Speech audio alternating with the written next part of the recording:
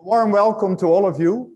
My name is Robert Dijkgraaf. I'm the director and Leon Levy professor here at the Institute. I'm so happy to be able to speak again to a live audience and you know, 3 dimensions. It gets some time to get used to it. Today is our opening day. The plan is that we'll have a presentation by me about the history, essentially, of the Institute, which you might find quite interesting because a lot of stuff happened here in this small field in central New Jersey. And then we have 4 faculty members say something about how the 4 schools at the Institute work.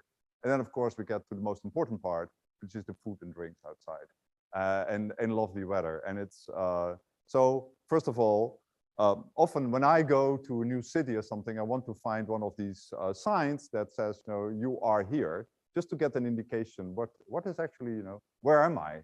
What happened here? And so I think my aim is to bring you a little bit up to speed about the Institute and its history. And of course, you know, we are very proud that we have been essentially open during the pandemic last year too, although there were some restrictions. And, you know, I'm very fond of this particular article from the 1941 New York Times Magazine, Seeking Eternal Truth in a World of Chaos, particularly like the large looming shadow of Einstein on the blackboard. But basically, I think this is what the Institute always has been, a place of seclusion, a place where you can think deeper and undisturbed about the big issues, even when the world is in turmoil, or perhaps because the world is in turmoil. In some sense, I would say, Bible or founding documents of the Institute is this wonderful essay by Einstein Flexner, The Usefulness of Useless Knowledge. We published it a few years ago. That was published in 1939. Of course, you know, in a very bad time for the world. But he has been thinking about this for a long time. So I want to start by telling you something about Einstein Flexner, who was the founding director, and his ideas.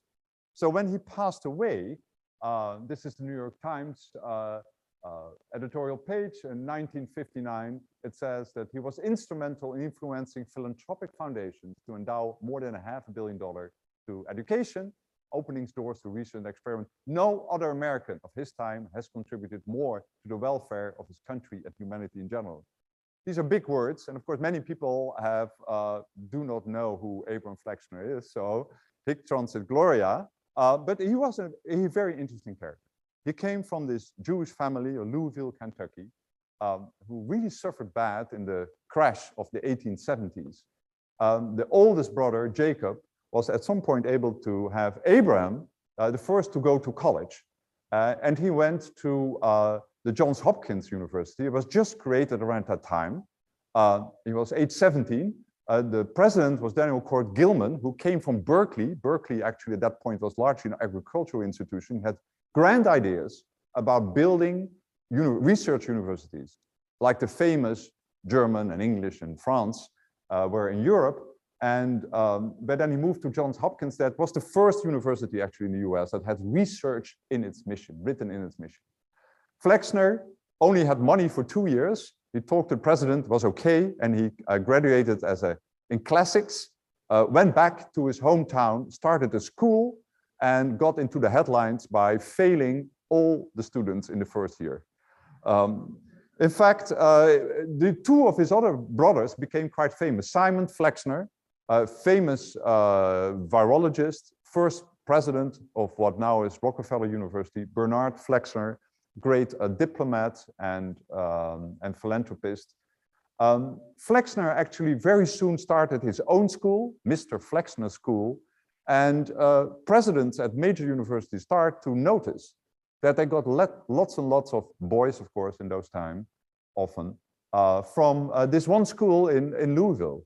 And he rose to fame, and he became an important influencer. In fact, he really became famous when his brother Simon suggested him as the chair of a committee for the Carnegie Foundation that looked at medical education in the United States and Canada. It was the Flexner report is a very influential report. It led to the closure of more than half the medical schools, increased basic sciences in laboratory courses, made actually a bachelor degree a necessary ingredient, eliminated a lot of the alternative medicine. Sometimes I joke, all of those do committee work, and we should have a unit to see how effective our committee work were. And I proposed the Flexner. And then, if you have a milli Flexner or a micro Flexner, you're already quite lucky. I must say Flexner also recently has been reviewed and seen from a very different perspective. Because one thing that led by the Flexner report, that he had very racial ideas, and particularly the closure of Black medical schools had a tremendous setback on both the healthcare and the education of Black Americans. So some of the major institutions actually have recanted the association with Flexner, but I would say his record is mixed, but he was really truly very influential in that report, though not a medical doctor himself. In 1929, he is a lecturer, the Rhodes Lecturer at All Souls College in Oxford, and he travels a lot around the world. And his theme is universities, American, English, and German. And that sequence is deliberate. He feels that American universities are failing, English are okay, but Germans, particularly with their heavy focus on research, are a prime example for the future.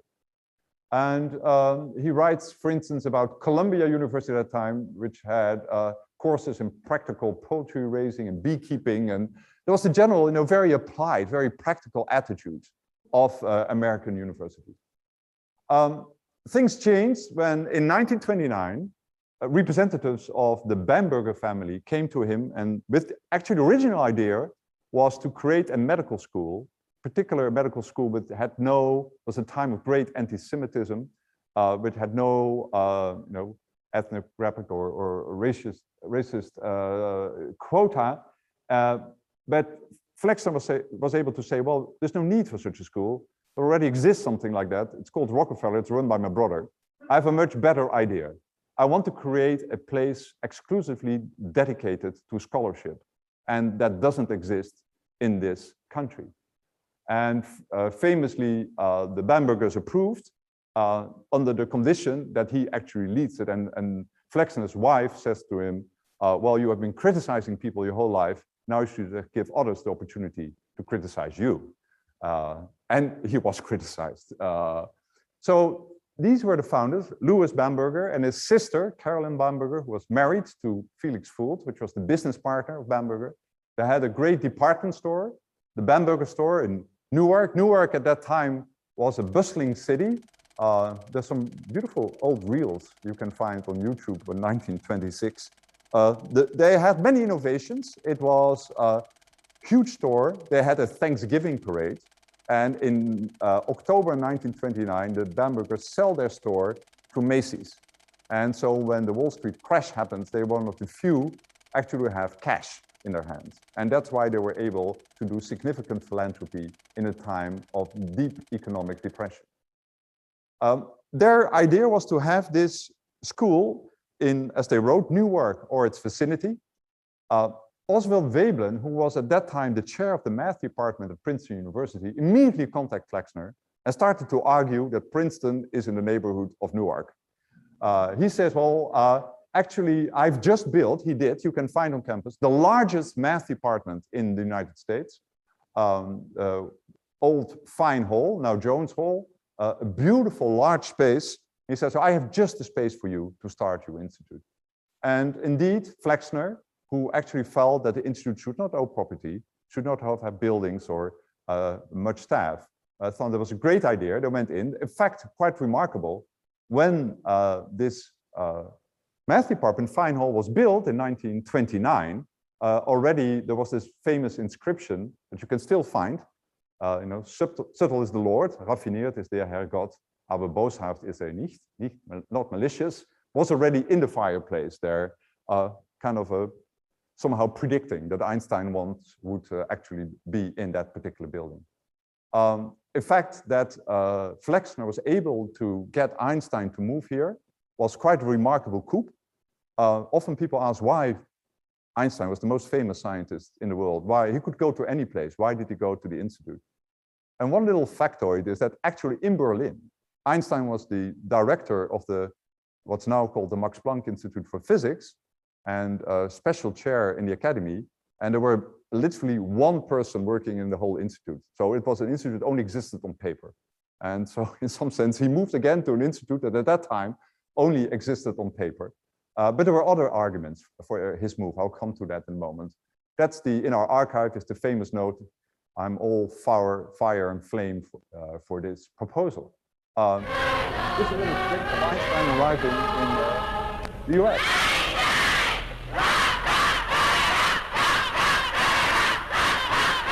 The greatest scientist of Germany in the greatest city of the world. I'm delighted. I'm delighted. What do you think of prohibition, Professor? Ich trinke nicht, also ist mir das ganz gleich. Professor, freut es Sie hier in Amerika wieder zu sein? Wenn ich Sie sehe, sicher. So this was 1930, a few years before he would make his definite move across the Atlantic, and Einstein would never ever leave the United States.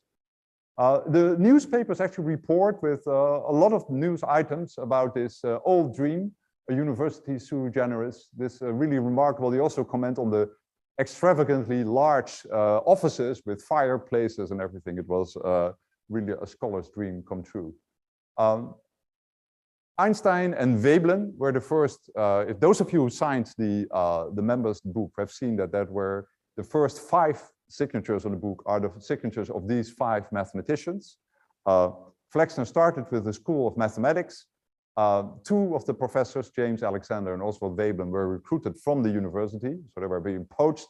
John von Neumann and Hermann Weyl both escaped Germany. Flexner also immediately started to design a seal and a motto, Truth and Beauty, which is, I think, quite touching. That one of the first active thing that he did was ask for design by a rather famous artist, Pierre Turin. Here are some notes for the first faculty meeting. The Flexner declared the institute to be open for its first session. The rest of us congratulate each other on the lack of formality attending this important occasion. So I hope you will say the same today. And here he writes back to the trustees, I use the phrase paradise for scholars, but we have 20 people here and already attained the rank. They've been turned loose in Fine Hall without any regulations. They know, of course, what they want to do, and they are doing it. So that was his philosophy. They say they're happy as birds doing precisely the things that they have wanted to do. And I hope you feel exactly the same this year. This is Felix Frankfurter, one of the IES trustees. Here was his note on another message from Flexner, news from paradise, he writes. Frankfurter at some point asked Flexner to stop using that phrase. He writes, I don't think it's very helpful to take too seriously the exuberant rhetoric of thinking of the Institute as a paradise of scholars. For one thing, the natural history of paradise is none too encouraging. As a precedent, apparently it was an excellent place for one person, but was fatal even for 2. At least for 2 when the snake entered, and the snake seems to be an early and congenial companion of man, and certainly in academia. Very soon, actually, the school of what then called humanistic studies was started, largely concentrated in classics and archaeology, because that was complementary to what was done at the university, but also, of course, attracting Erwin Panofsky, the most famous art historian at that time. And then a school of economics and politics, with basically concentrated on military history and political science. In the end, these 2 schools would merge after the war to what's now called the School of Historical Studies. Mathematics included physics, but that split off in 1965. And I will say something about the School of Social Science in its second incarnation. More recently, computer science and biology were added to the palette.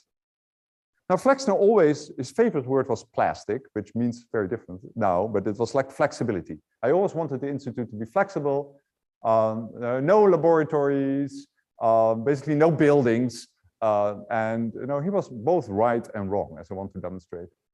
I must say, life at the institute changed remarkably in the spring of 1933, when, of course, Hitler came to power. All Jewish civil servants lost their job and were at risk of losing their lives. And there was an intense conversation that lasted roughly a month about Flexner and the other faculty, should we act or not? And then they realized that the mission of the Institute certainly was several orders of magnitude larger. And they all became part of this emergency committee in the aid of displaced foreign scholars. And with use of the Rockefeller Foundation, Carnegie, and others, small grants were given to European scholars that allow them to get visa to, in the end, make it to the United States. And you see, for instance, here, some of them, like Kurt Gödel, got a grant of $4,000. And sometimes it's been remarked that the Bambergers got their fortune in, in this kind of dealing with distressed merchandise, bargain basement prices. And now they were essentially dealing in distressed scholars. I feel the Institute for many was like an Ellis Island. So quite a few European scholars worked here, but many more came here for a short time and then found positions elsewhere. That's Gödel.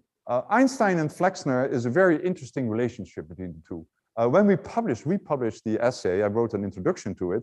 I had the idea, well, why not have a quote of Einstein on the cover? Now, he must have said something nice about Flexner. It would be wonderful to publish a book with a quote that says, Albert Einstein, a book by my favorite author, or something like this. So I looked in the complete set of Einstein quotations, 600 pages, and I look up Flexner, and there's one quotation, and this is it. The former director of the Institute is one of the few enemies I have here. So my proposal was a book by Albert Einstein, book by one of my few enemies, but they didn't do that. So what happened there? Well, many things.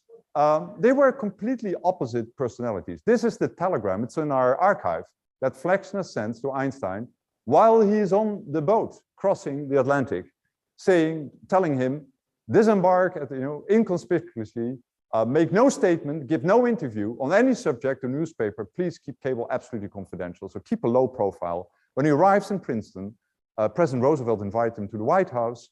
Flexner intercepts the invitation and writes back, Professor Einstein is a very busy scientist, he doesn't have time for these kind of things. Einstein is very upset, and of course he didn't want to have a low profile. In fact, his profile really grew tremendously, and I like to say he crafted his statements as carefully as he crafted his equations. And he would go through many different versions, type them up, cut them out, and put them in a little wooden box. So I like to joke he was using Twitter 60 years before it was here.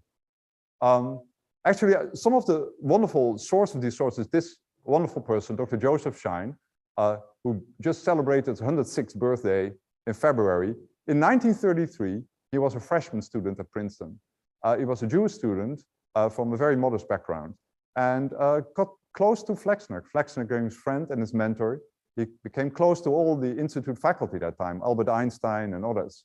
And Joseph Schein doesn't like anything more than tell stories about that period. So I find it really wonderful that we have an eyewitness, actually, of that very first year. And he's in great shape, and he visited us in April of last year, and he's doing fine.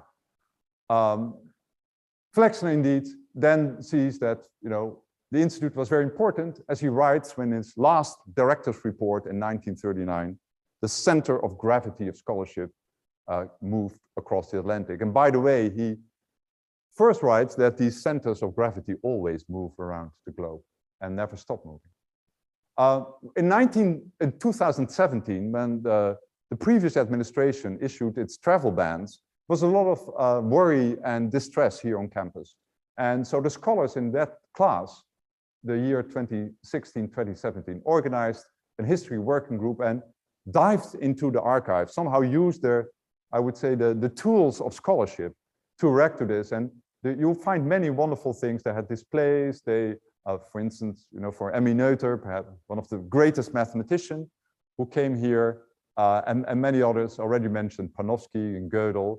And you'll find a lot of documents also about the McCarthy area, how the Institute always was kind of in the middle of these kind of societal tensions. Pauli, another famous refugee, who actually got the Nobel Prize Physics in 1945. And at that time, one couldn't travel to Stockholm. So the actual award ceremony was in Fuld Hall in 1945. That's quite a unique event. Actually, at that event, there were speeches. There was also an impromptu speech by Albert Einstein, not written down, where Pauli says that Einstein crowned him as his successor.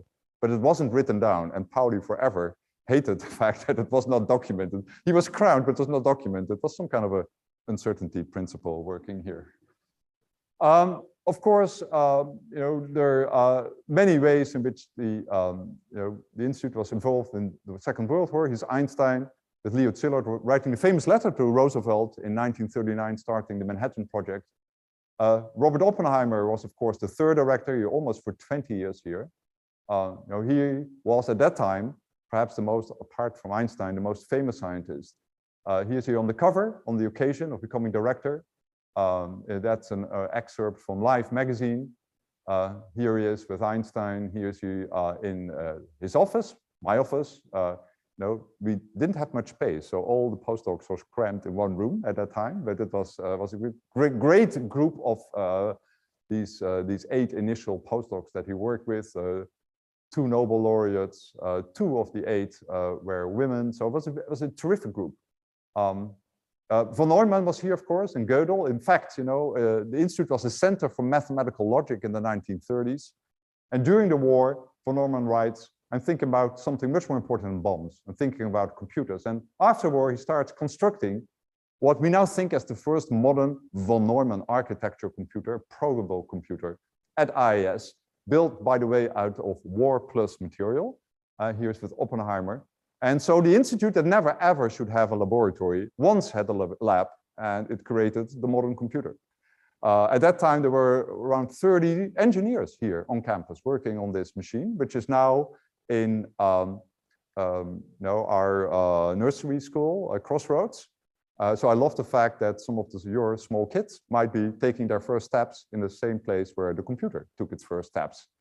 And also shows that, Flexner was right, you need to be flexible, but I like to say, even not fitting into the system should fit into the system here. I think that was perhaps the lesson. Because there was nothing, as people have written, nothing tangible here that was relevant to computer development except prestige and high hopes.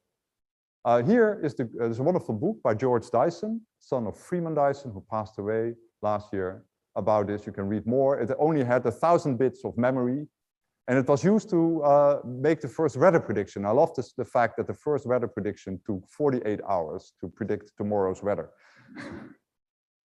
I think we're still struggling with some of our events, but today is terrific.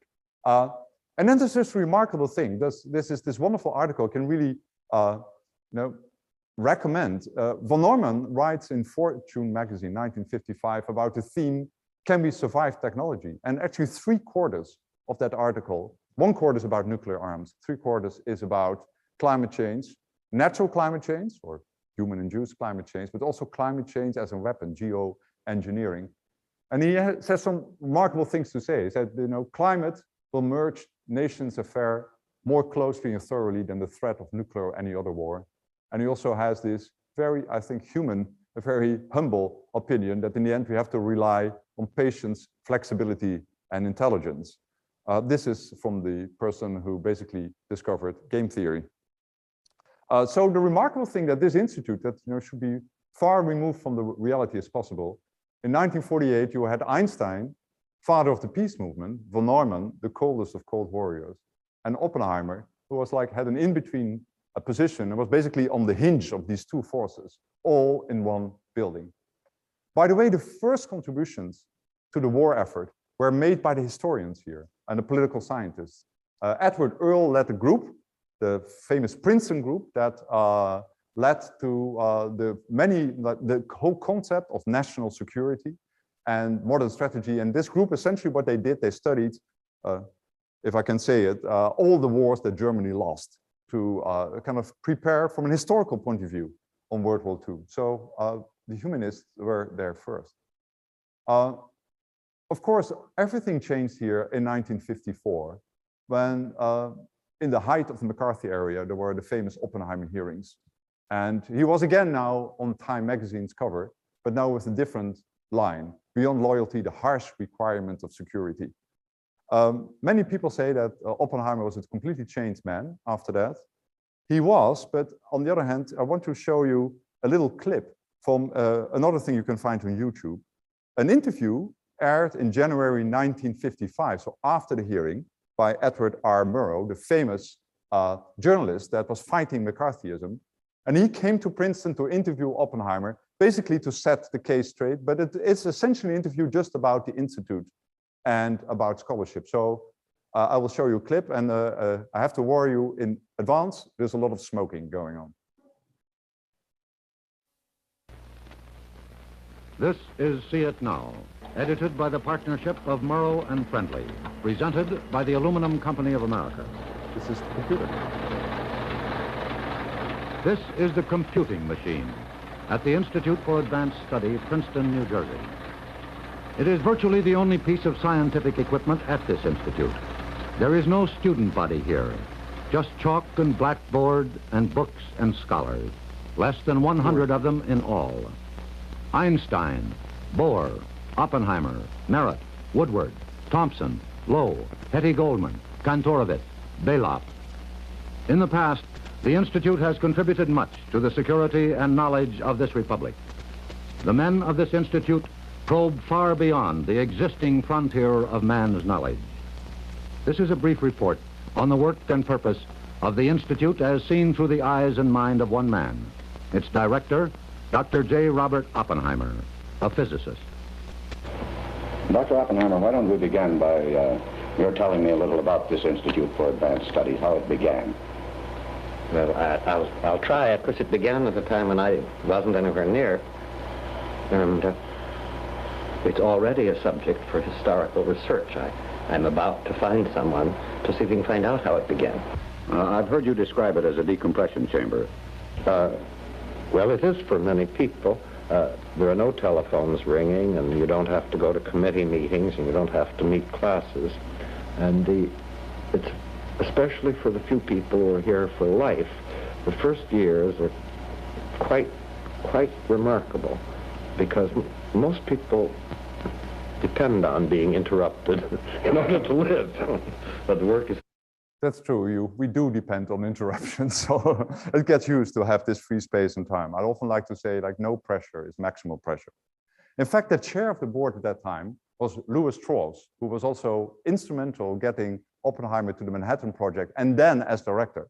He was the one that started the process against him, the security clearance. So when Oppenheimer returned to the Institute, he had a boss that still wanted to have him fired. And for several years, there was this very intense struggle within the board of trustees. But Lewis Strauss, pictured here when Einstein is giving the first Einstein medal to Kurt Gödel, and Strauss remained in that position, never was able to kick him out. And in fact, he himself, in the aftermath of the McCarthy area, also was badly hurt and lost many of his privileges. Some other people, George Kennan came here also particularly through Oppenheimer's work. The League of Nations, actually during the war, was here housed in Fuld Hall. There were here, you see Kennan and Oppenheimer with the Soviet delegation. So there was a strong interaction with politics at that time. These are Li and Yang, two young physicists. Oppenheimer brought a lot of young physicists in who published a paper in 1956 that was awarded a Nobel Prize in 1957. That is a record, many of us feel, proving that basically the universe is not left-right symmetric. So absolutely wonderful success. Oppenheimer was, the successor was Carl Kazin. Carl Kazin came from the circle around John F. Kennedy. He was in the National Security Council there, quite instrumental in the negotiation with the Soviet Union about nuclear arms. And he came here with a specific mission to create a school of social science. And when that happened, there was actually a lot of disputes. It appeared on the front page of the New York Times several times. I led to the wonderful headline, "Shootout on Mount Olympus." But in the end, I think this all calmed down. And I must say, this is the first fabulous four faculty members in the School of Social Science. And I'm extremely glad that both Joan and Michael are still around here to celebrate the success of that school. I'm just picking a few highlights, there's a long line of research about Islamic studies in the Middle East.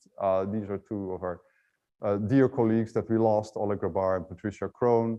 This Robert Langlands in mathematics, great name. He was the occupant of Einstein's office for a long time. He just moved back to Canada.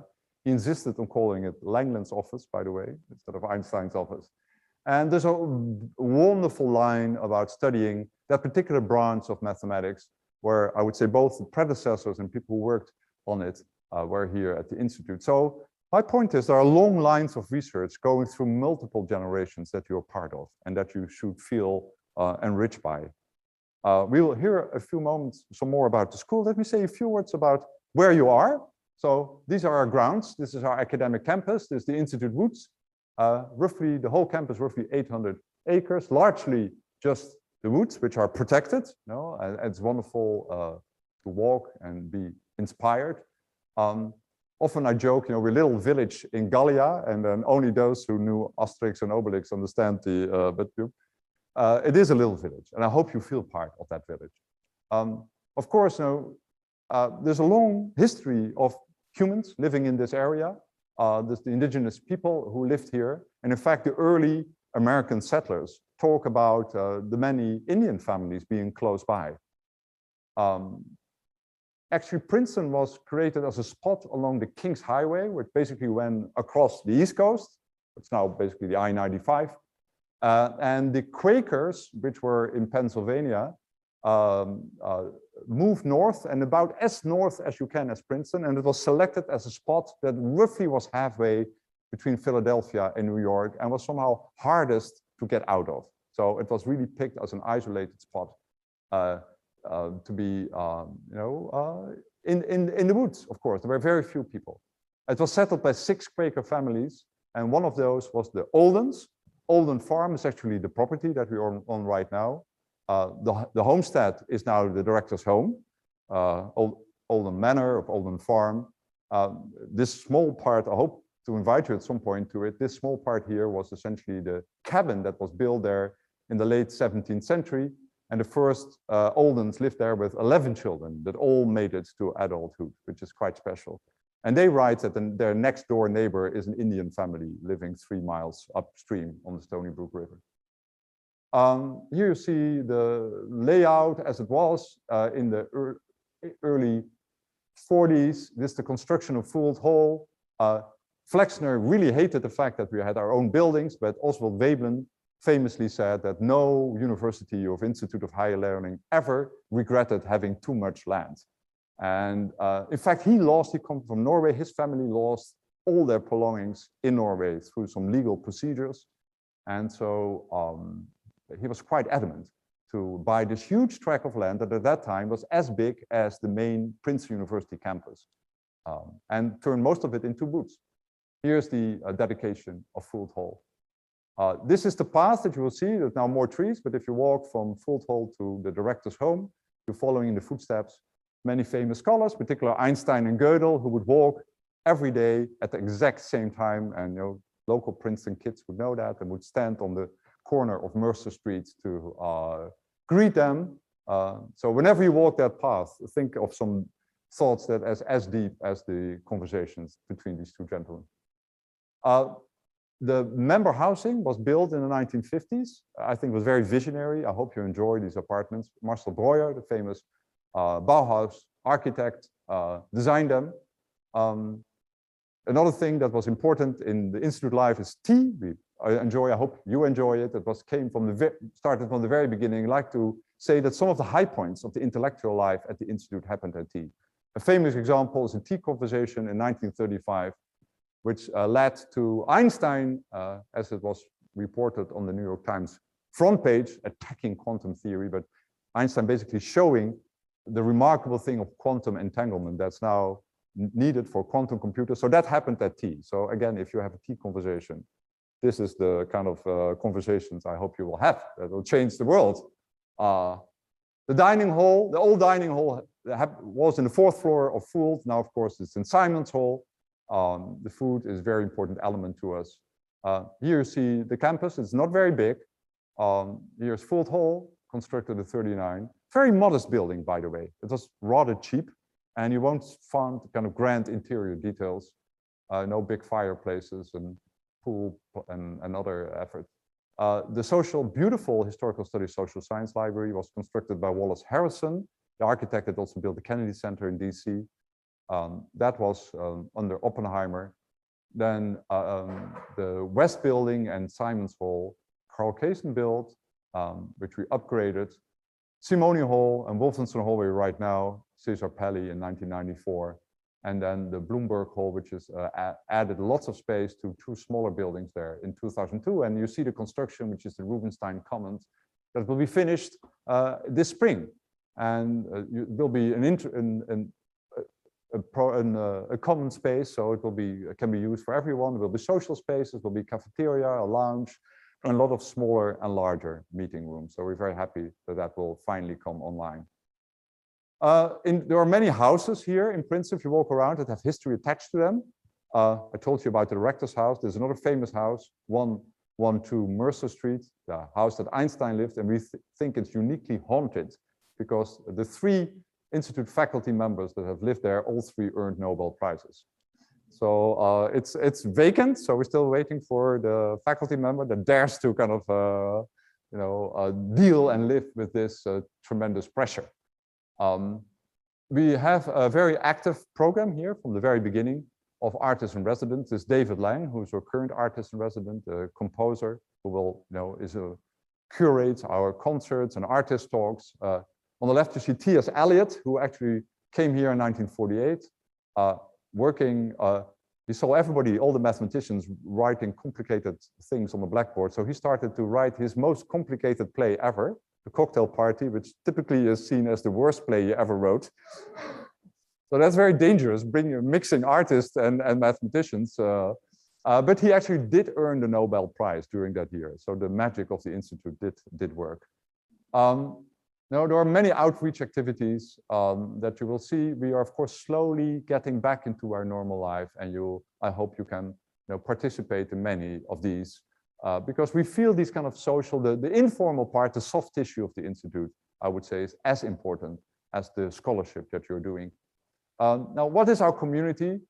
It's kind of interesting. It consists of several layers. We have our faculty, of course, active in Emeriti. We have the members, 271 this year, and visitors.